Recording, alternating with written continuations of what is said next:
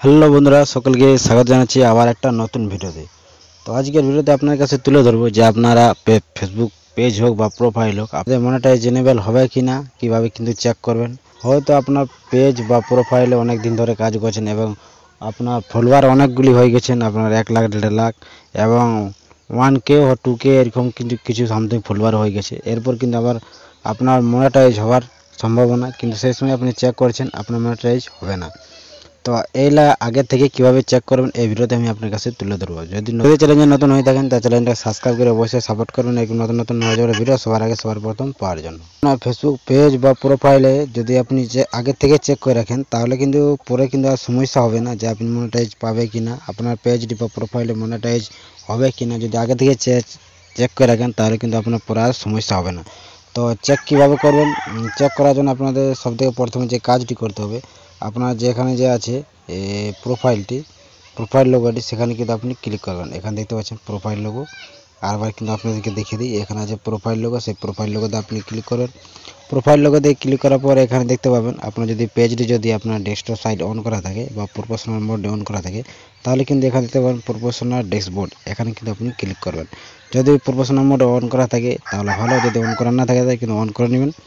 তারপর কিন্তু প্রফেশনাল ড্যাশবোর্ডে আপনারা ক্লিক করবেন। প্রফেশনাল ড্যাশবোর্ডে ক্লিক করার পর এরকমভাবে কিন্তু আপনার কাছে একটা ইন্টারফেস শো হবে।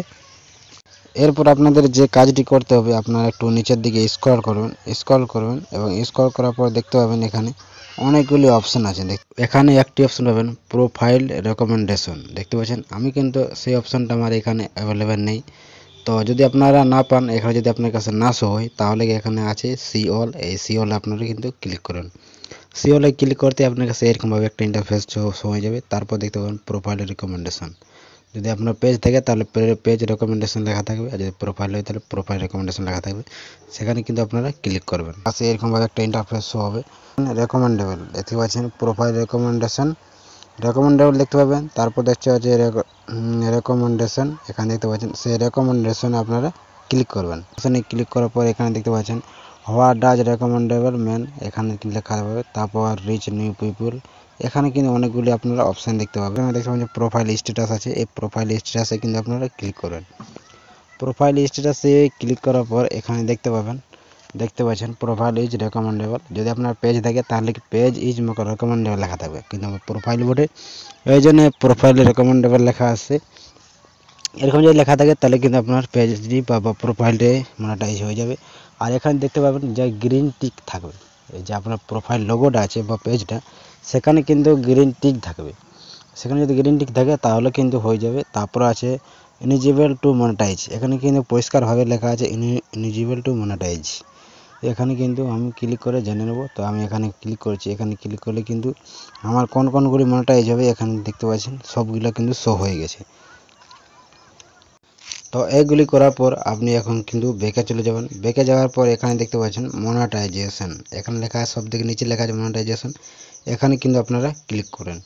এখানে ক্লিক করতে আপনারা দেখতে পাবেন আপনার কোনগুলি ইনেবল আছে সেইগুলি এখানে দেখতে পাবেন। আর আপনার যদি পেজ বা প্রোফাইলে যদি কোনো ভাইলেশন যদি থাকে তাহলে কিন্তু এখানে দেখতে পারবেন। আমার প্রোফাইলে কিন্তু নো মনিটাইজ ভাইলেশন, আমার প্রোফাইলে কিন্তু কোনো ভাইলেশন বা কোনো পলিসি উল্লঙ্ঘন করে নাই, এই জন্য ইনেবল আছে কিন্তু। আর যদি আপনার পেজ বা প্রোফাইলে কোনো যদি ভাইলেশন থাকে তাহলে কিন্তু আপনার সেই পেজ বা প্রোফাইলে মনিটাইজ হবে না। তো এরকমভাবে কিন্তু আপনারা অফিসিয়ালভাবে কিন্তু আপনার পেজ বা প্রোফাইলকে চেক করে নিতে পারবেন আগের থেকে যে আপনার পেজ বা প্রোফাইলে মনিটাইজ হবে কিনা। তো এই ছিল আজকের ভিডিও। আশা করি ভিডিওটা দেখে কিছু শিখতে পেরেছেন। যদি আপনার জন্য এই ভিডিওটা হেল্পফুল হয়ে থাকে তাহলে কিন্তু চ্যানেলটা সাবস্ক্রাইব করে অবশ্যই সাপোর্ট করবেন।